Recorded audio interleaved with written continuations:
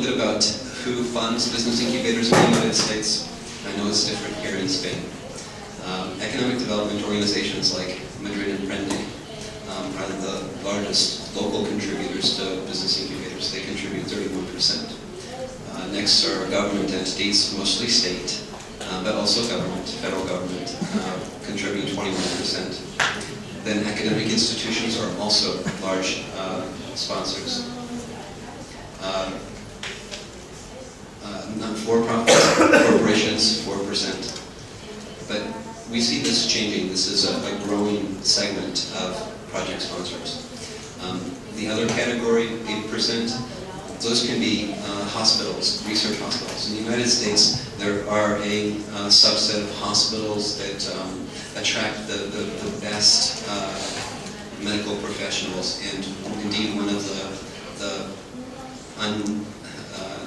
perhaps little-known opportunities, incentives to attract the best doctors is to help them commercialize new medical technologies.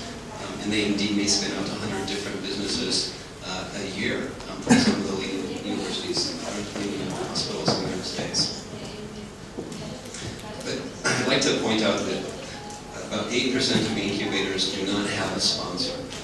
And that's a bit difficult. That means that they're a for-profit organization, and we found that with only 6% of business incubators being for-profit, this is down from almost 30% at the end of the dot-com period. It's important to reinforce an integration of interest between the different stakeholders that can play a role. It's important to diversify as much as you can, and if you can get everybody to make financial contributions, that's the best way to align everybody's interest.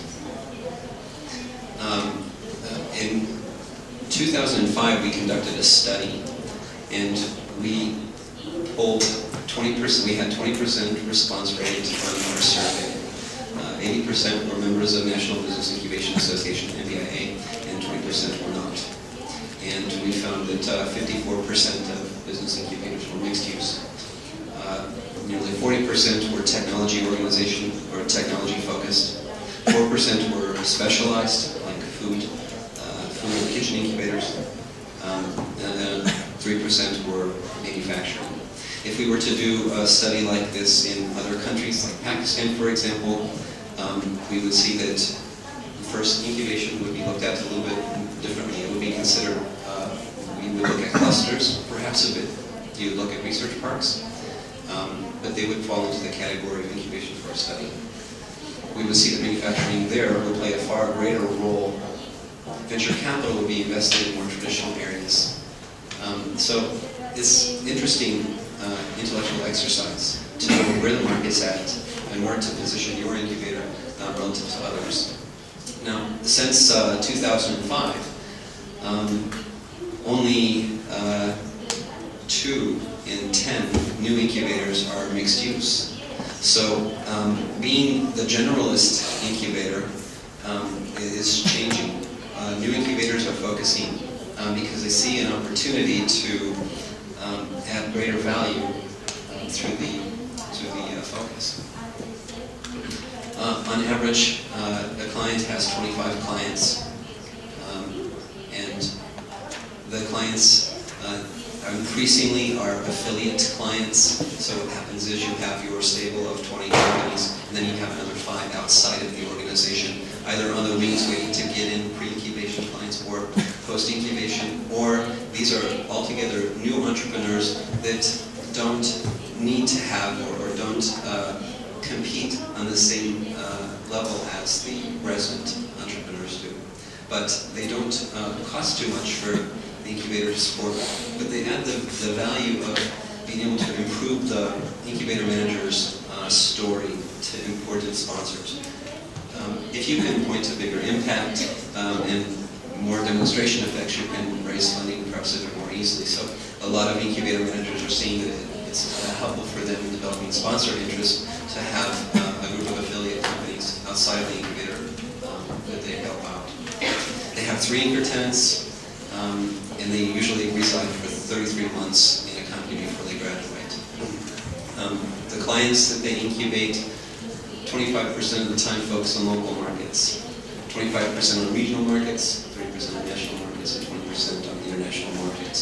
And we see a greater international orientation over time. Do we take equity in the companies that we incubate? Well, if it's an incubator, it's a for-profit incubator, certainly a much greater interest in taking equity than a nonprofit. And if it's a nonprofit incubator, they would tend to not take equity until they've hit a couple of home runs. They're not in a position to take an equity stake in a company until they've established a certain amount of legitimacy in the eyes of the entrepreneur. So often there's a relationship between the maturity of the incubator and their ability to take equity in the company. But for all incubators, 24% of the time. For-profits, 58% of the time take equity stakes. Nonprofits, 22%. And 46% of technology incubators take equity. Graduation policies are changing. In 1991, 58% of incubators surveyed used time limits as the only indicator of a graduation policy. But now, it's based on the achievement of certain benchmark performance features. Time is one continued and important element, but have they reached important milestones? Have they outgrown the space that's currently available to them? Are they crowding out new entrants? These are the kinds of things that we see happening. This is a people-oriented business that we're in. The entrepreneurs are the definition of what make an incubator successful. And indeed, the individual behind the incubator manager is what defines the success of the incubator too. They have different personalities, and we see that there's a fair amount of variation between incubator managers on their perspectives about whether to include pre-incubated companies in their support, or if they focus just on those that are resident, or if they also keep and maintain relationships with those that graduate. And I think that you have to develop your own perspectives about that, and it's largely a function of your resources and your capability to handle so many companies. I know that I'm going to present here where we get our funding from and where we make our investments. On average, we make about $550,000 worth of expenses per annum. This is as of 2005, and we're doing another study currently. 36% of our funds go to payroll, 38% to cover building and infrastructure costs, another 20% to cover program expenses. We make, on average, a slight profit, but with 59% of our total revenues coming from rents or client fees for services offered. 18% come from service grants or contracts. 15% come from operating subsidies. In a recent survey of incubator managers, 68% reported that if operating subsidies were to go away, they would be able to keep services at approximately the same levels. Which is probably understandable because we only have 15% of our operations subsidized. In other countries where we receive a far greater percentage of support as subsidies, of course this is not going to be the case. What makes an incubation program successful? We found that it's crucial to be aligned with an overall economic deployment. If you're trying to align the stakeholder interests so that everybody's moving together in concert, then of course it makes sense that you also walk that talk. So it's a dialogue. You listen to what they have going on, and they listen to what you have going on. You have to have a very strong championship within yourself, but if you can get a politician, a private sector bank champion venture capital, a few venture capital firms to back you and to help evangelize your cause, then you're going to be more successful. You have to have an effective team. You have to have an important network of service providers. If I were to try and estimate why an incubated company is going to outlast a non-incubated company, I would suggest that perhaps a third of it is the services that are offered. A third of it is the vetting process. We're picking winners. So I would attribute that. And then the last is the connection between the different entrepreneurs that are being incubated. So these facilities work because there's a sharing of experience between entrepreneurs. You have to focus on client assistance, not on facility.